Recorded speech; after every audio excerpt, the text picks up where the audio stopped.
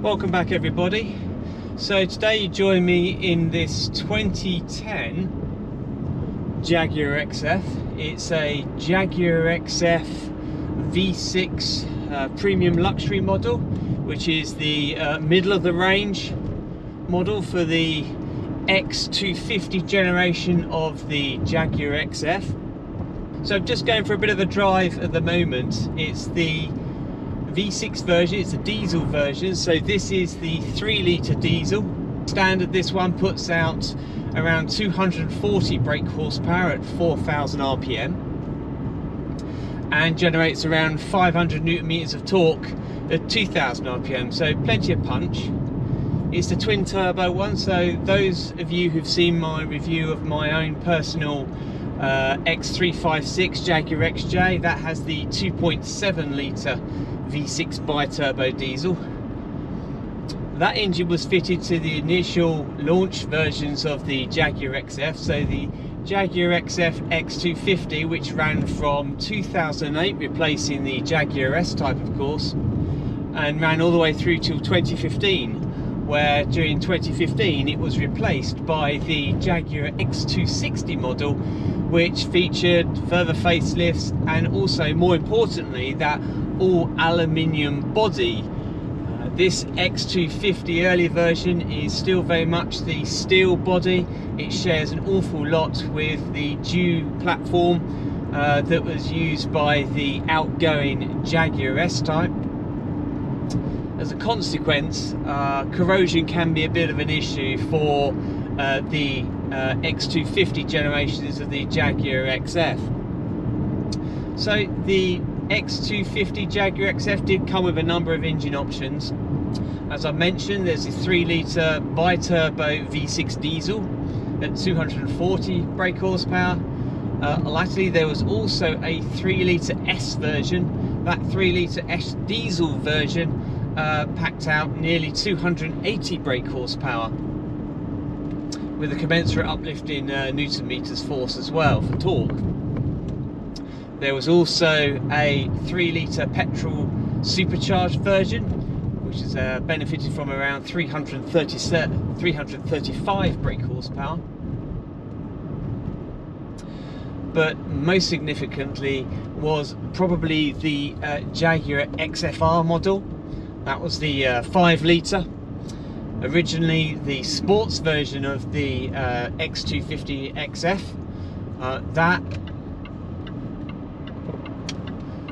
That car carried over the 4.2 litre AJ34S.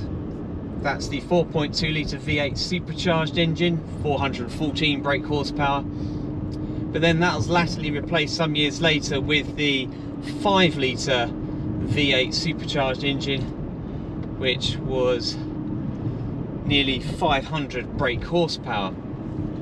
Quite an uplift. So just driving around some country roads in this Jaguar XF, first thing that strikes me is the layout is clearly more contemporary than the layout of the outgoing Jaguar S type.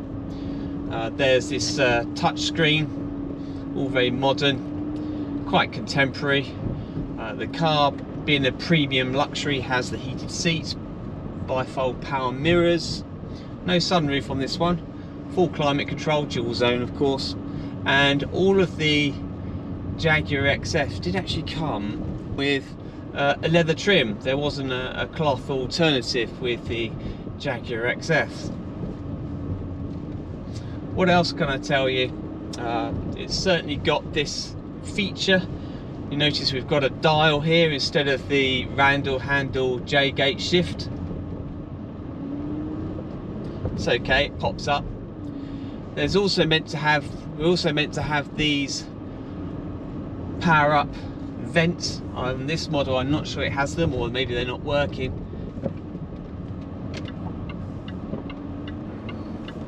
Bit of a design gimmick really. When you power up the car, the vents just pivot to the open position. A little bit gimmicky, I suppose, a bit of theatre if you like that sort of thing. On this one, just the centre dial here which controls the automatic transmission. that's the only thing that pops up when you start up the car.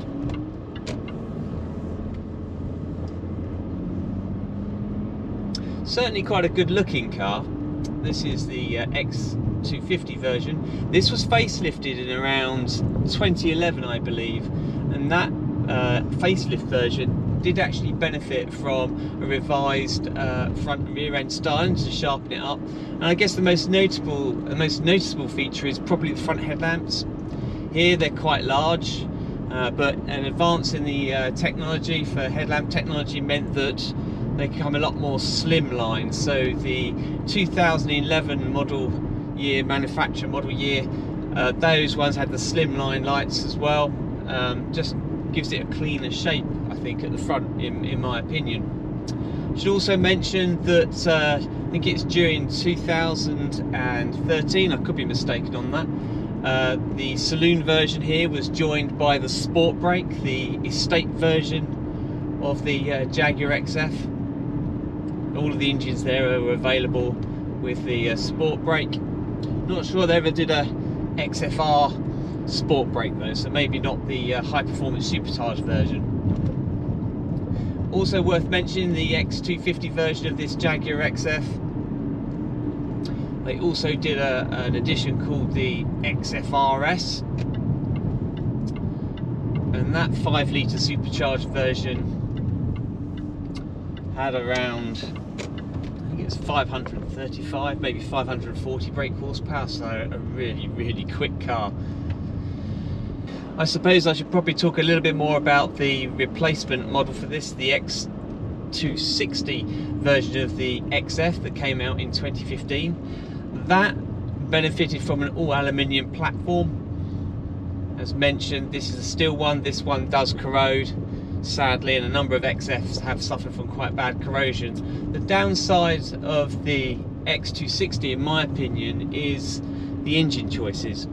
So the 4-cylinder Jaguar Ingenium engines were provided, and they were the 2 litre diesel and also the 2 litre petrol Ingenium engines. So a variety of different brake horsepower outputs, up to about a max of 300 brake horsepower, I believe, for the petrol 4-cylinder. On the 3 litre diesels, this is originally started out with the 6 HP 26 transmission, and then the 6 HP 28, and then subsequently the 8-speed ZF unit was adopted, that being the 8 HP 70 for the turbo diesel V6s and also the supercharged V8s, and the 8 HP 45 8-speed for the lesser power models.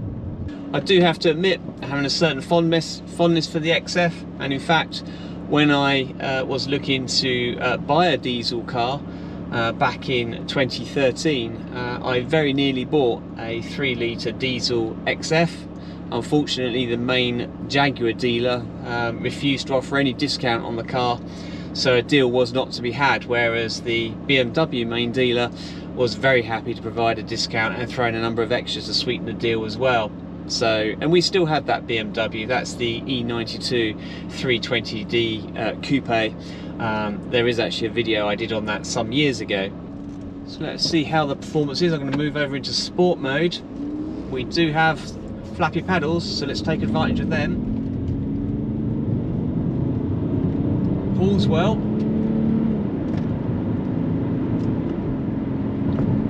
Flappy paddles pretty quick actually. As I'm clicking down, that's rev matching and is being very responsive. Handling, as I say, is pretty good. I'm making some quite good progress here.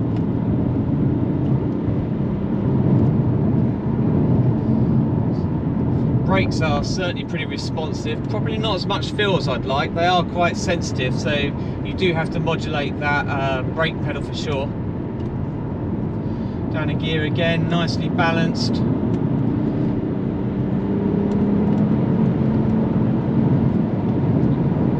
Yep, that's quite a speed.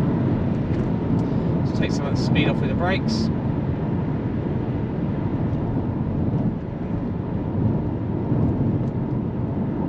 quite impressed. That was very stable, very poised, plenty of control, and actually for a change the flappy paddles actually do something in quite a timely, responsive manner.